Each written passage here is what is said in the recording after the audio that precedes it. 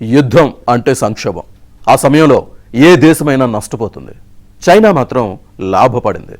Iran నుంచి చౌకగా చమురుకొని శుద్ధి చేసి విదేశాలకు ఎగుమతి చేసింది. వేరే ఎగుమతులపైన పట్టు సాధించింది. ఆఫ్రికా దేశాలకే కాదు, సంపన్న దేశాలకు అప్పులిస్తూ రెండు చేతుల ఆర్జిస్తోంది.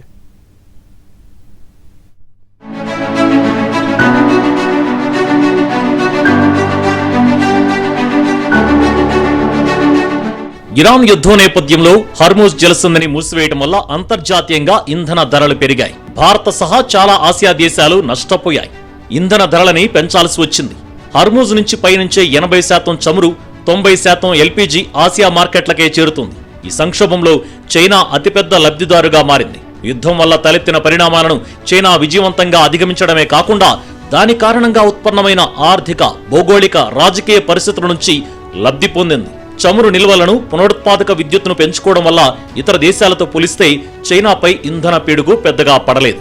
దీర్ఘకాలంగా వ్యూహాత్మక నిల్వలను నిర్వహిస్తోంది. చౌక ధరలను ఆసరాగా చేసుకుని గత ఏడాది చమురు నిల్వలని భారీగా పెంచుకుంది. కొన్నేళ్లుగా భారీ డిస్కౌంట్లపై ఇరాన్ నుంచి ఆయిల్ను కొనుగోలు చేస్తోంది.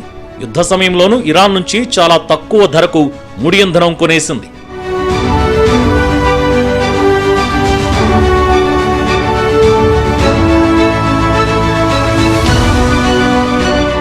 చైనా చమురు శుద్ధి కర్మాగారాలకు ఏటా $400 కోట్ల మిగిలాయి. అదనంగా సమీకరించిన ఆయిల్లో 80% పైగా నిల్వ కేంద్రాలకు పంపించింది చైనా. గత కొన్నేళ్లుగా సోలార్, విండ్ పవర్ లాంటి పునరుత్పాదక ఇంధన నిల్వల వైపు మళ్లింది చైనా. గతేడాది 315 గిగావాట్ల మేర కొత్తగా సౌర విద్యుత్ ఉత్పత్తి సామర్థ్యాన్ని సాధించింది. ప్రపంచవ్యాప్తంగా కొత్తగా వచ్చిన సౌర విద్యుత్ స్థాపక సామర్థ్యంలో ఇది సగానికంటే ఎక్కువ. 2030 నాటికి తన ఇంధన అవసరాలలో దాదాపు సగం మేర శిలాజేతర వనరుల ద్వారా తీర్చుకోవాలని చైనా లక్ష్యంగా పెట్టుకుంది. అందులో పవన, సౌర విద్యుత్ వాటా 30%గా ఉండాలని లక్ష్యం పెట్టుకుంది. దీంతో ఇరాన్, అమెరికా నుంచి కారు చౌకగా కొనేసిన ఇంధనాన్ని శుద్ధి చేసి సంక్షోభ సమయంలో విదేశాలకు చమురు అమ్ముకుంది. కోట్లాది డాలర్లను కొట్టేసింది చైనా.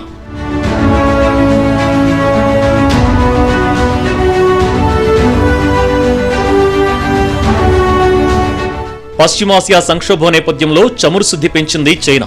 ప్రపంచ సౌర, పవన విద్యుత్ ఉత్పత్తి యంత్రాలు, బ్యాటరీల తయారీ సామర్థ్యంలో చైనా వాటా 80%. పశ్చిమాసియాలో అమెరికా చిచ్చురేపితే ఆయుధాలు, చమురు, ఎలక్ట్రానిక్స్ ఎగుమతిపై దృష్టి పెట్టింది చైనా. అమెరికా తన సైనిక, ఆర్థిక, వ్యూహాత్మక సంపదను వెచ్చించాల్సి వచ్చింది. అదే సమయంలో స్వీయ వనరులను చైనా బాగా కాపాడుకుని లబ్ధి పొందింది. గల్ఫ్ యుద్ధం వల్ల అమెరికా ఆయుధ నిల్వలు తరిగిపోయాయి. చైనా నిల్వలు మాత్రం బాగా పెరిగాయి. బ్యాటరీ రీసెర్చ్లో, ఎలక్ట్రికల్ రీసెర్చ్లో ప్రత్యామ్నాయ మార్గాన్ని ఎంచుకొని అభివృద్ధి చెందుతూ వస్తూ ఉంది. ఇవాళ దరిదాపు థర్మల్ పవర్ కూడా 50% ఉంది. తర్వాత సోలార్ పవర్ 315 గిగావాట్లు ఇప్పటికి ఉత్పత్తి చేరుకుంది.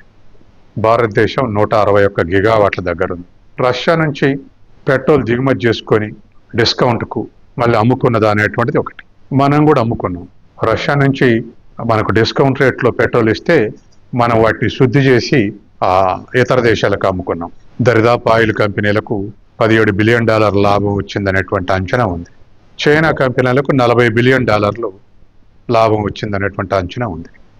కాబట్టి రెండు దేశాలు కూడా డిస్కౌంట్ రేటుకు రష్యా నుంచి దిగుమతి చేసుకొని శుద్ధి చేసి మళ్ళీ ఎగుమతి చేసి అంతో కొంత లాభం సంపాదించాం. మనకన్నా చైనా ఎక్కువ లాభం సంపాదించింది.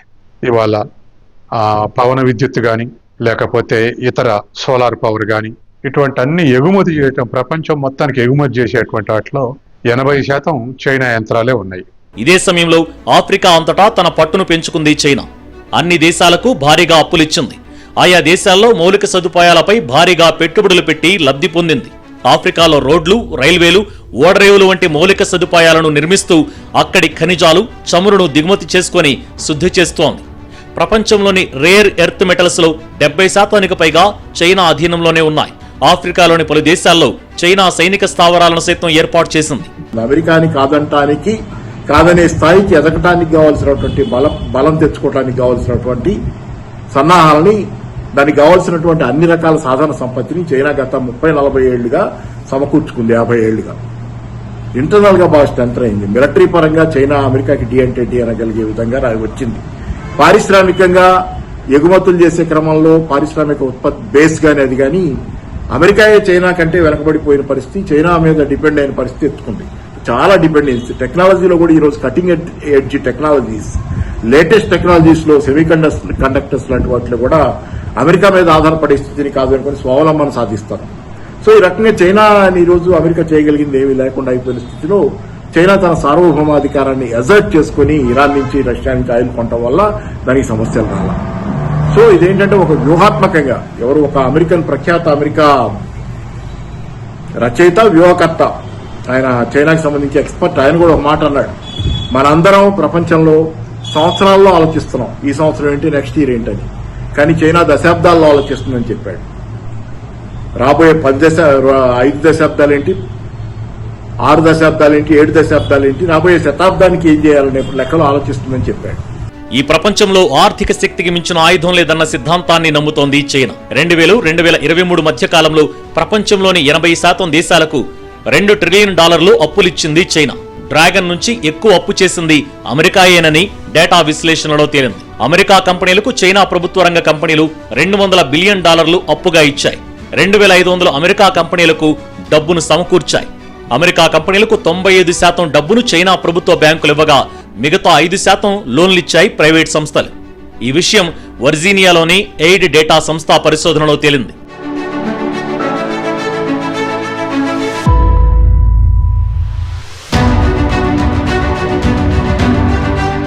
ప్రపంచంలోని 179 దేశాలకు అప్పులిచ్చాయి చైనా కంపెనీలు.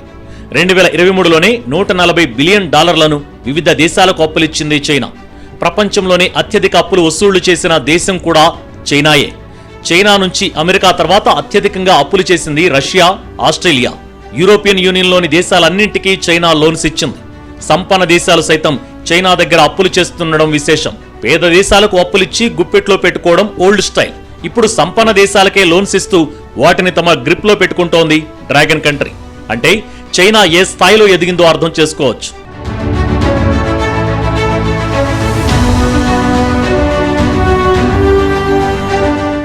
ఇలా అప్పులివ్వడం వల్లే చైనా కంపెనీలు వివిధ దేశాలలో వ్యాపారాలు చేసుకునేందుకు అవకాశం లభిస్తోంది.